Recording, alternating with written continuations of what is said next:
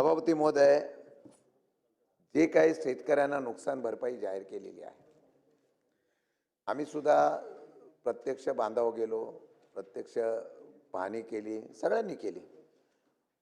मी म्हणत नाही असं सरकारने फार मोठ्या प्रमाणामध्ये तिथं लक्ष दिलं नाही, त्यांनी पण लक्ष दिलं. त्या असलेल्या आजूबाजूच्या परिसरामध्ये ज्या पद्धतीने अवकाळी पाऊस झाला तो अतिभयंकर होता. त्यामुळे संपूर्ण नुकसान झालं, शेतकरी उद्ध्वस्त झाला, ही वस्तुस्थिती आहे, हे आपल्याला मान्य करावं लागेल. परंतु योजना जाहीर झाली, केंद्रीय पथक 2.5-3 महिन्यानंतर आलं. तोपर्यंत मला वाटतं शेतकरी वाट बघत होता, आता येईल आता येईल आता येईल म्हणून त्यांनी काही शेतीच केली नाही. पण इतक्या लवकर आलं, रात्रीचं बघून गेलं, प्रस्ताव तयार केला. कृषी मंत्री, केंद्रीय मंत्री, मी म्हणत नाही, केंद्रीय कृषी मंत्र्यांनी सांगितलं की आमच्याकडे अजून प्रस्तावच आला नाही. दुसऱ्या दिवशी ते बदलले, नंतर दुरुस्त केले. इथून फोन गेला असेल, अहो तुम्ही असं केल्यामुळे आम्ही अडचणीत येऊ. नाही, असून द्या. केंद्रीय कृषी मंत्री म्हणजे केंद्राकडून मदत यायला पाहिजे नव्हती 32,000 कोटीची, त्याचा प्रस्तावच गेला नसेल तर मदत कशी आली?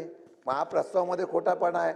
आणि हे जे म्हणतात मंत्री महोदय म्हणतात की आम्ही मदत दिली, आम्हाला उत्तरामध्ये कुठल्या जिल्ह्याला कशी मदत, किती आकडेवारी सकट द्यावं, पंचनामा केले, त्यामध्ये जमीन खरडून केली. मी बघितलेली जमीन बघितली, अगदी त्यांनी प्रवाह बदलल्यानंतर जमीनच शिल्लक राहिली नाही. 45,000 मध्ये तो काय करणार बिचारा? शिवेंद्रराजे इथं बसलेले आहेत. जावलीमध्ये सुद्धा केळघर वगैरे परिसरामध्ये अशा प्रकारचा पाऊस आल्यानंतर पूर्ण जमीनच्या जमीन उद्ध्वस्त झाली, माती गेली आणि दगडधोंडे तिथं आले. त्यांना सुद्धा त्यावेळेला किती खर्च आला ते त्यांना माहिती आहे, आणि त्यावेळेला कधी सरकारने मदत केली हे पण त्यांना माहिती आहे. आमची अपेक्षा एवढी त्या चर्चेच्या माध्यमातून हा प्रस्ताव आम्हीच टाकणार होतो. हा प्रस्ताव सत्तारूढ आल्यानंतर मला याच्यामध्ये 100% सांगावं लागेल की कुठल्याही प्रकारची मदत आजही शेतकऱ्यांना पाहिजे तशी मिळालेली नाही. त्यांच्या अपेक्षा ज्या होत्या, आम्ही सांगितलं होतं 50,000 हेक्टरी मदत मिळाली पाहिजे, आपण कमी केली. जिरायतीला मिळाली पाहिजे, आपण कमी केली. बागायतीला ज्या पद्धतीने मिळाली पाहिजे ती कमी केली. आपल्या निकषाप्रमाणे पूर्वीपेक्षा आम्ही जास्त 30% दिले. अशा प्रकारची तुम्ही त्या ठिकाणी वक्तृत्व केलेलं आहे. पण पूर्वी पाऊस जो होता आणि आत्ताचा पाऊस ह्याच्यामध्ये फार परिणाम होता. आणि जो भाग होता तो सुपीक भाग नसून कष्ट करणारा, तिथला श्रम करणारा शेतकरी होता. त्याला 2 टाईम जर त्या ठिकाणी पीक निघालं तरच त्याचं कुटुंब चालेल. आता माझ्या माहितीप्रमाणे 2 वर्ष तरी या असलेल्या शेतकऱ्यांना उभं राहता येणार नाही.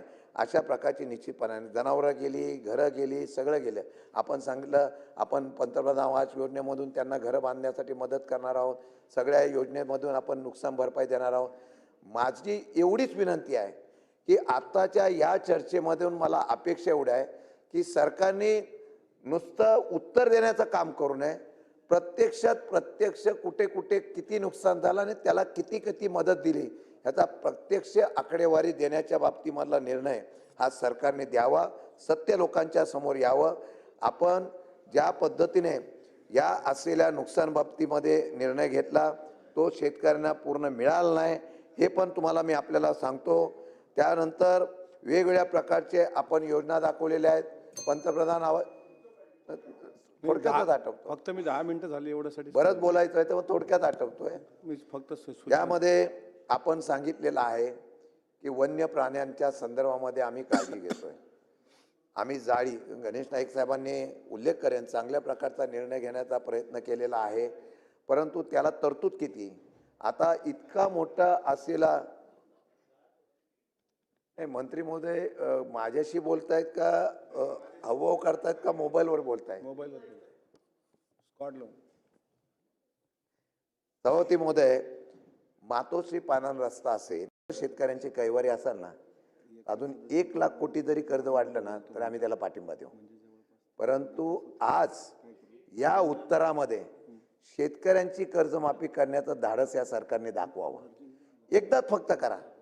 मग हा बळीराजा महाराष्ट्रातला कसा उभा राहतो तुम्ही बघा.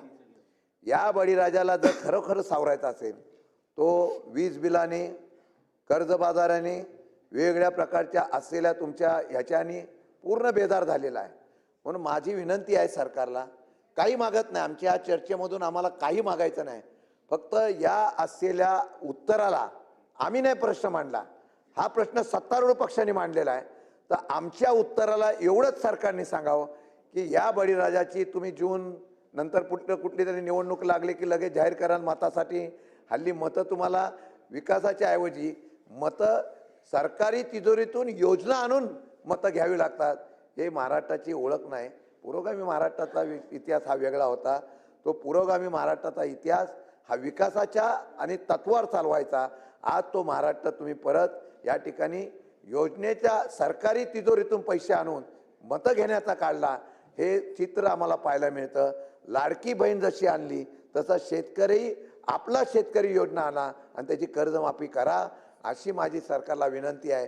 तुम्ही ते करणार नाही याची खरी जर या उत्तरातून मिळालं नाही तर हा बळीराजा परत एकदा काय इतिहास घडवतो. तो जसं जमिनीमध्ये सोनं पिकवतं तसं यामध्ये सरकार सुद्धा उलटून टाकायची ताकद ठेवतो.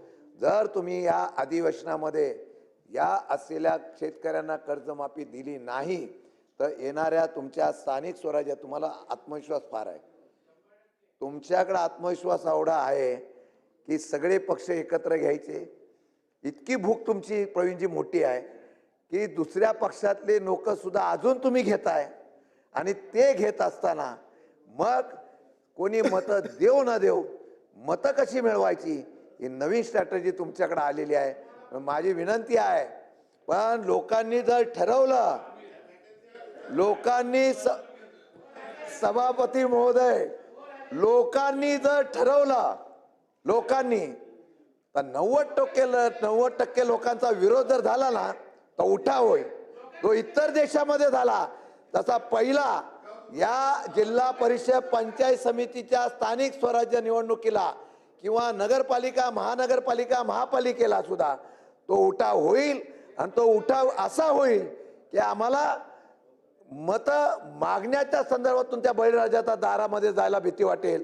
आणि मला खात्री आहे या असलेल्या अधिवेशनामध्ये सत्तारूढ पक्षाच्या असलेल्या उत्तराला सरकार आमच्या नव्हे तर तुम्ही टाकलेल्या प्रस्तावाला उत्तर देताना त्या ठिकाणी निर्णय देईल अशा प्रकारची अपेक्षा व्यक्त करतो. तुमच्यात हिंमत असेल तर या अधिवेशनामध्ये कर्जमाफी करून दाखवा. आणि जर तुम्ही कर्जमाफी केली नाही तर येणाऱ्या निवडणुकीला तुम्ही किती काही करा, हा बळीराजा तुम्हाला उलटवल्याशिवाय राहणार नाही. एवढंच सांगतो. उत्पादन खर्च कमी, हमी भाव कमी म्हणून उलटी पट्टी, आणि ही तुमची उलटी करायला लावू नका एवढीच विनंती करतो.